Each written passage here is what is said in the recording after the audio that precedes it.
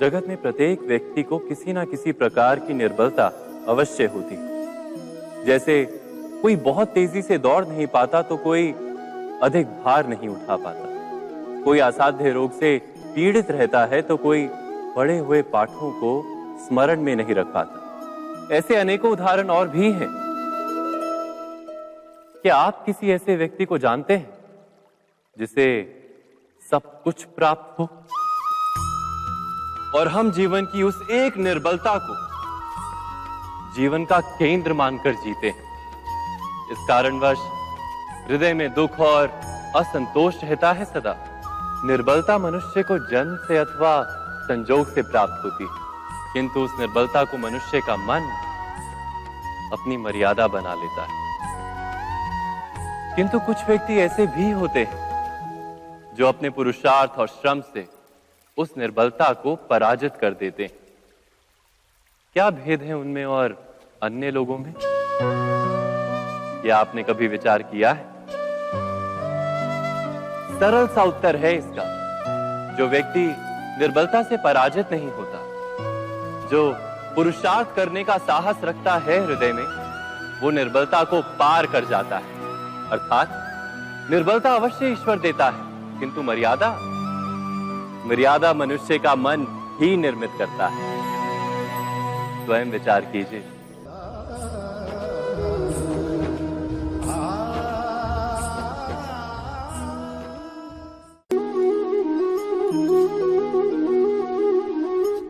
भविष्य का दूसरा नाम है संघर्ष। हृदय में आज इच्छा होती है और यदि पूर्ण नहीं हो पाती तो हृदय भविष्य की योजना बनाता है। भविष्य में इच्छा पूर्ण होगी ऐसी कल्पना करता रहता है, किंतु जीवन ना तो भविष्य में है ना अतीत में।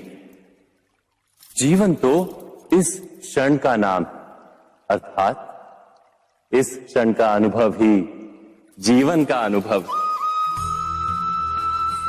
पर हम ये जानते हुए भी इतना सा सत्य समझ नहीं पाते। या तो हम बीते हुए समय के स्मरणों को घेर कर बैठे रहते हैं, या फिर आने वाले समय के लिए हम योजनाएं बनाते रहते हैं और जीवन जीवन बीत जाता है। एक सत्य यदि हम हृदय में उतार लें कि ना हम भविष्य देख सकते हैं, ना ही भविष्य निर्मित कर सकते हैं, हम तो केवल धैर्य और साहस के साथ भविष्य को आलिंगन दे सकते हैं, स्वागत कर सकते हैं भविष्य का। तो क्या जीवन का हर पल जीवन से नहीं भर जाएगा? स्वयं विचार कीजिए।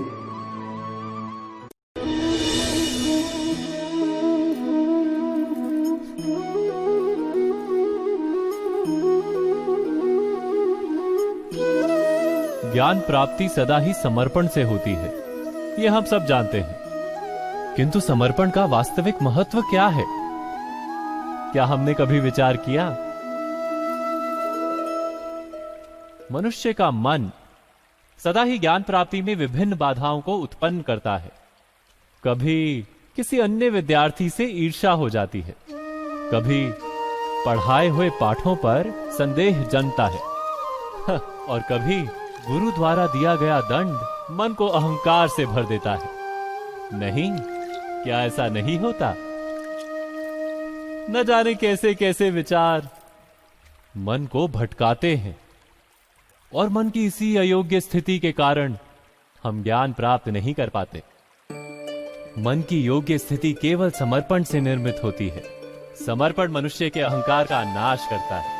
ईर्ष्या, महत्वाकांक्षा आदि भावनाओं को दूर कर हृदय को शांत करता है और मन को एकाग्र करता है।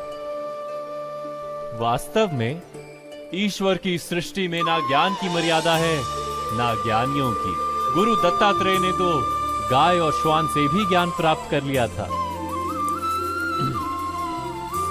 अर्थात विषय ब्रह्म ज्ञान का हो या जीवन के ज्ञान का या गुरुकुल में प्राप्त होने वाले ज्ञान का, उसकी प्राप्ति के लिए गुरु से अधिक महत्व है उस गुरु के प्रति हमारा समर्पण।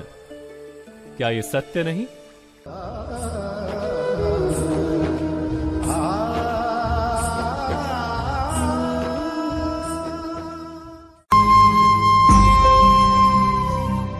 प्रत्येक मनुष्य के जीवन में ऐसा क्षण अवश्य आता है जब सारे स्वप्न, सारी आशाएं, सारे दृश्य ध्वस्त हो जाते हैं। जीवन के सारे आयोजन ही बिखर जाते हैं। एक और धर्म होता है और दूसरी ओर सुख।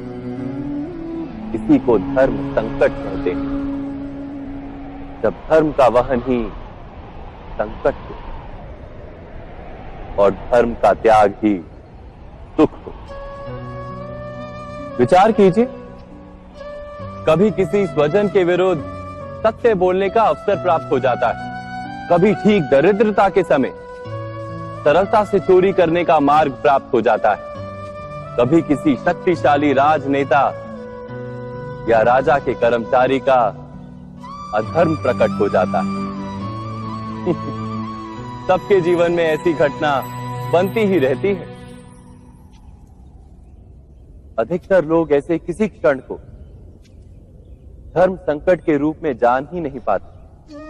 हमें किसी प्रकार के संघर्ष का अनुभव ही नहीं होता। सहजता से सुख की ओर खींचे चले जाते हैं, जैसे मक्खी गुड़ की ओर खींची चली जाती। वास्तव में धर्म संकट का क्षण ईश्वर के निकट जाने का क्षण होता है। यदि हम संघर्षों से भयभीत ना हो, सुख की ओर आकर्षित ना हो, अपने धर्म पर दृढ़ रहे, तो ईश्वर का साक्षात्कार दूर नहीं।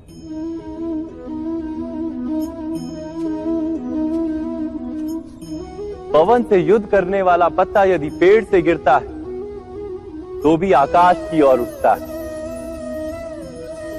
पवन से झुकने वाली घास